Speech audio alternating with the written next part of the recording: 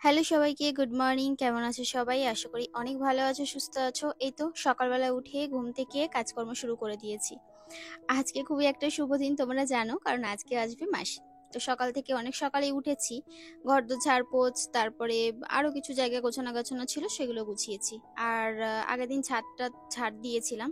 তো তারপরে মা আবার গেছিল, কারণ ছাদের ওই কটা দিন যত্নআত্তি হয়নি গাছপালা, কারণ যার জিনিস সেই বেশি যত্ন করতে পারে, ভালো জানোই তো।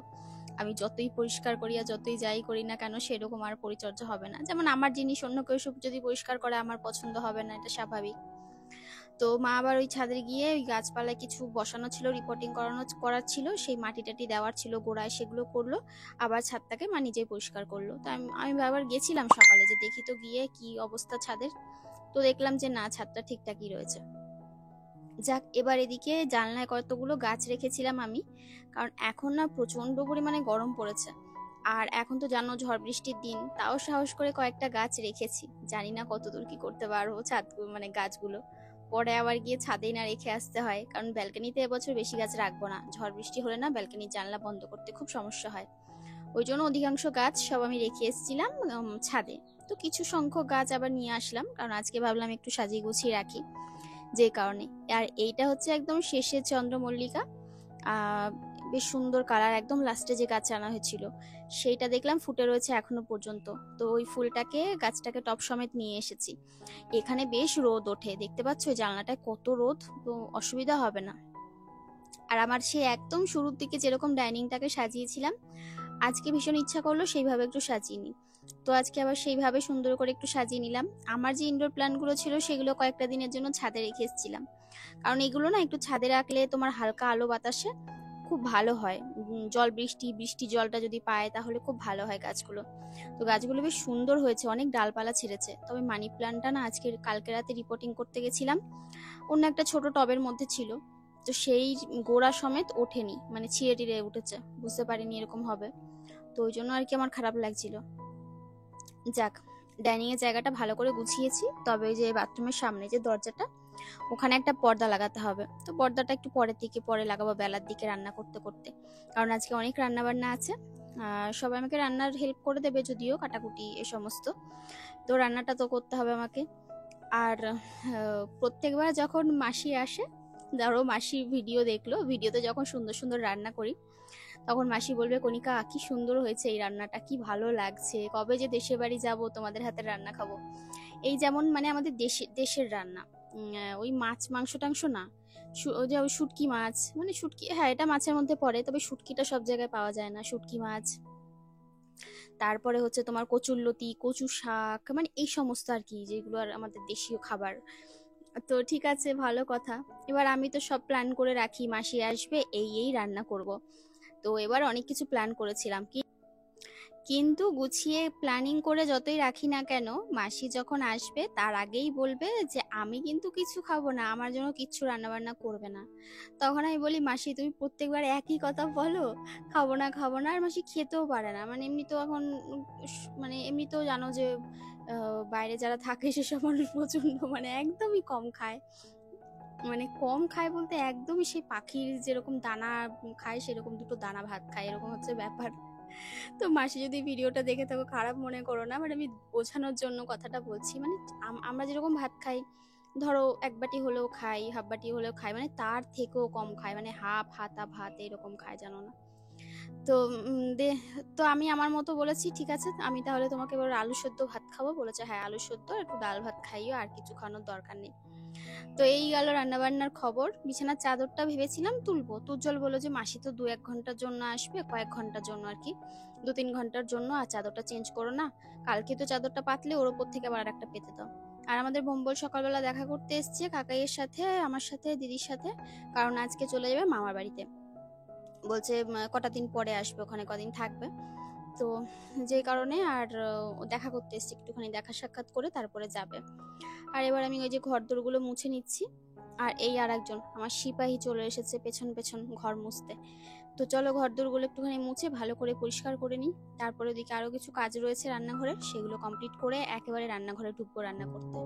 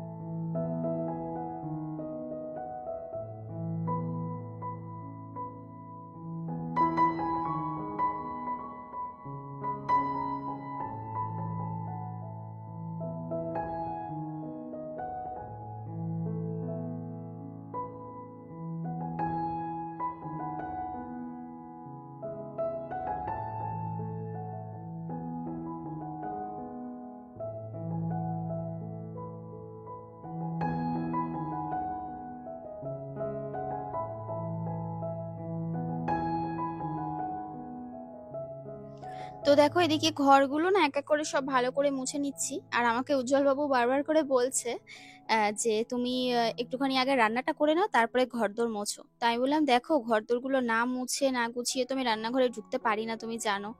বলছে তাহলে দেরি হয়ে যাবে, তোমার মাসি আসবে, খেতে খেতে দেরি হবে। আমি বললাম দাঁড়াও, অপেক্ষা করো, মাসি তাড়াতাড়ি আসবে বলেছে, মানে তাড়াতাড়ি আসবে নাকি?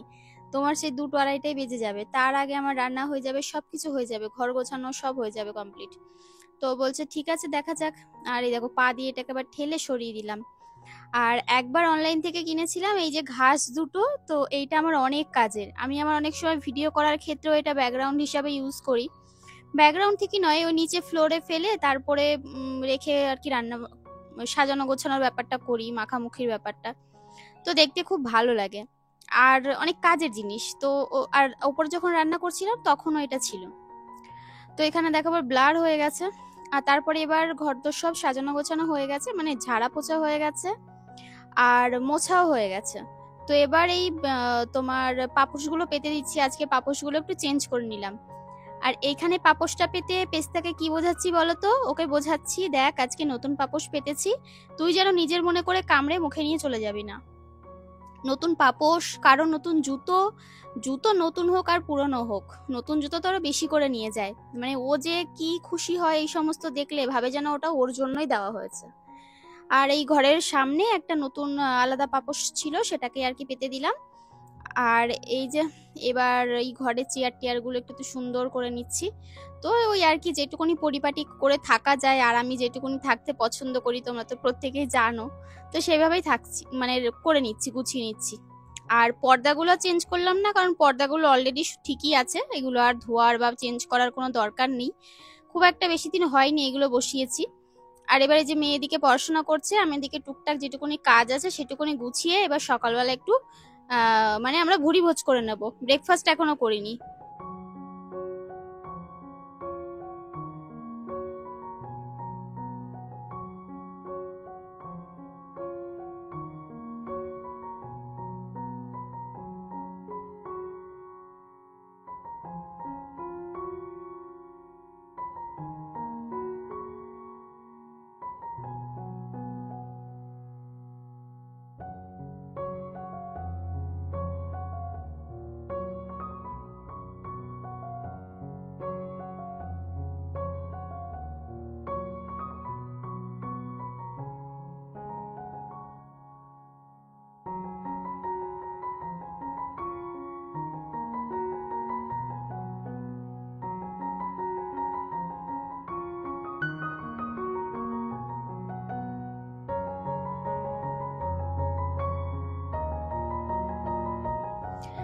রান্নার যোগাযন্ত্র এদিকে সব হয়ে গেছে, এবার এক এক করে রান্নাটা করব। আর বাকি আছে তোমার ওই ডালের সাথে ভাজা কিছু করব আর চাটনিটা করব। আর অলরেডি আমি এদিকে ডাল সেদ্ধ আর ভাত বসিয়ে দিয়েছি। তো বসিয়ে দিয়ে তারপরে আমাদের সকালে যা খাবো সেই খাবার যোগাযন্ত্র করছি, কারণ আজকে রান্না বান্না করতে খেতে একটু লেটই হবে। তো ঠিক আছে, সকালে জলখাবারটা একটু খেয়ে নিলে তারপরে অসুবিধা হবে না। আমি না যখন ওই মেয়েকে স্কুল দিতে যাই বা স্কুলে কোনো কাজের জন্য যাই, আমাদের ওইখানে একটা মেয়ের স্কুলের ওইখানে একটা দোকান পড়ে, এরকম চিড়ে ভাজা ওরা হাতে তৈরি করে আর কি, হাতে না মেশিনে জানি না, তবে খুব ধোয়া ধোয়া একটা গন্ধ বেরোয় খেলে, মানে খুব ভালো লাগে, মনে হয় মাটির উনুনে কাঠে রান্না করেছে। তো এই চিড়ে ভাজা মিক্সড একটা চিড়ে ভাজা দেয় ওনারা বানিয়ে।